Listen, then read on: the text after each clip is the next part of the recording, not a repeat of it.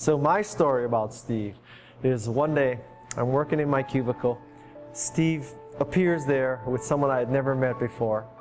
Steve asked me about this company called Nowhere. So I tell him what I think of it. I said it's MS-DOS, character-based, not much of a user interface, not that interesting, not that cool, probably not for Macintosh, not that big a deal. And then he turns to the guy and he says, "Guy, I want you to meet the CEO of Nowhere."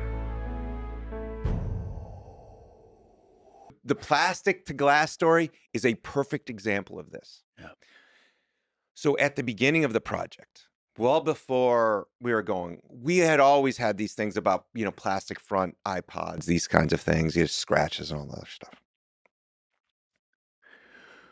So we said, oh, we're going to have a glass or a plastic display, a cover for the display, because the display was glass underneath it.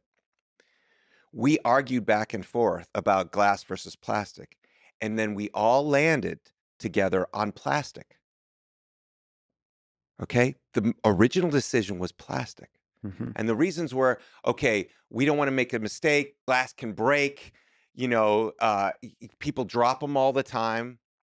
So we don't want to have a fragile device because you're going to be using even more than a music player, right?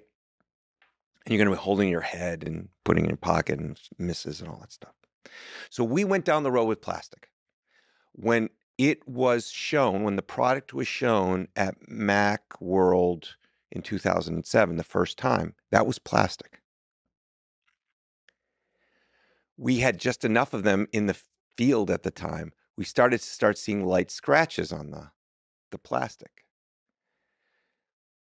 Reviewers who didn't have the device yet, because it was behind glass. If you remember 2007, the Jesus phone comes up and no one could even touch them. You could just look at it in this beautiful museum quality box, like it came from the future or whatever, the past. And it was like, oh, and you just looked and that was all you got. But then people said, well, what screen is, what covers on that? Reviewers who knew better, and they're like, it's plastic. And they were like, really? And so there was enough of a doubt there. And then when we started to do it, and then Steve changed the frame of reference of the question or of the result of what the customer would think. And he was like, if we designed it with plastic and it's in their pocket all the time and it gets scratched by coins, lightly scratched, or by keys or something like that, that is a design problem. We need to fix that was our bad. If they go off and drop it, or even slightly drop it, and it cracks, it's the customer's fault. And they have less likelihood to complain. Yes, they'll complain, but they're part of that failure, because then they were part of why it failed. Whereas the design, they didn't do anything wrong. It was just sitting in their pocket and it's scratching.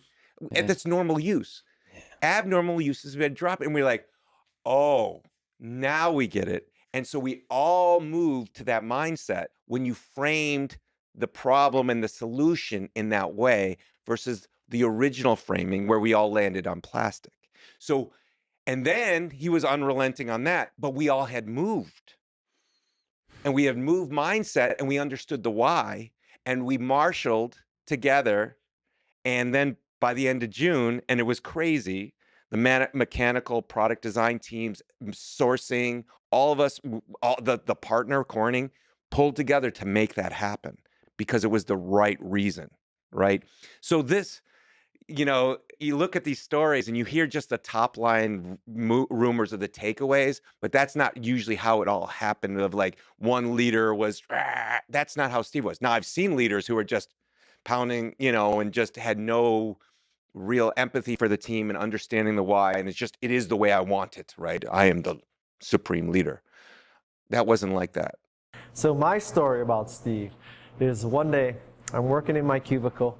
Steve appears there with someone I had never met before. Steve asked me about this company called Nowhere. And basically, as only Steve could do, he asked, what do you think of it, et cetera, et cetera. So I tell him what I think of it. I said it's MS-DOS, character-based, not much of a user interface, not that interesting, not that cool, probably not for Macintosh, not that big a deal. And then he turns to the guy and he says, "Guy, I want you to meet the CEO of nowhere, which, no pun intended, kind of came out of nowhere. So that's my favorite Steve story. Steve was smart enough to elicit your honest response before telling you who it was. Steve was clever enough to bring this guy in to hear the unvarnished truth about what people think about his company. If you're not a Steve fanboy, you say, Steve set me up to be very embarrassed. I'm probably more in the fanboy side than the other side. Now, Steve was not like a good student in academics, and a genius, though, was believing in himself, largely, believing that he had ways of thinking that could be made into reality, and a lot of times his limitations of knowledge of what computers were led us to the world that we have to this day. And that was it's a type of genius. It's hard to say, but once he got in control, he had ways of making sure every little detail of a product was right. He showed the Macintosh to Bill Gates, but he didn't show the iPhone to Bill Gates. And he made every little detail was right. Every time Steve came up with an idea in the company, change things just slightly, change a color. In the end, I always sat there and said, he's actually right. It's a tiny, tiny bit, unseen by most people, but it's a tiny bit better the way Steve does it, so he's the smartest man in the room. As far as being a tyrant, it wasn't so much that he was a tyrant. It was things that you never see on YouTube. It was how he dealt with other people nastily ways, and just, fire somebody for no reason and do things that you'd say, how could a human being ever do that? Why does he doesn't have to be that way. A lot of us that were close to him saw those things. Some of them were portrayed in this movie, a little tiny bit of it. It was the fall of 1986, and Bill Gates came to visit Steve Jobs. I think Steve wanted to give him a demo of the NeXT machine. And he came, there was a two-story building. Steve's office was in the upstairs, and he was in a cube. And I saw him sitting there doing nothing, and Bill arrived and sat downstairs, and Steve made him sit there for an hour before he'd take the meeting, and Steve wasn't busy at all. And he would do that a lot. And we thought as engineers, what better opportunity to sit down and talk to Bill Gates for an hour. So we all went down and sat on the couch with him and talked to him. It was amazing. I know a lot of celebrities. I've met a lot of very powerful people in my life. And I have to say, of all the people I've met, there was nobody, clearly nobody like Steve. When you were next to him and he was talking to you, you could feel the electricity in your body. You could feel his charisma.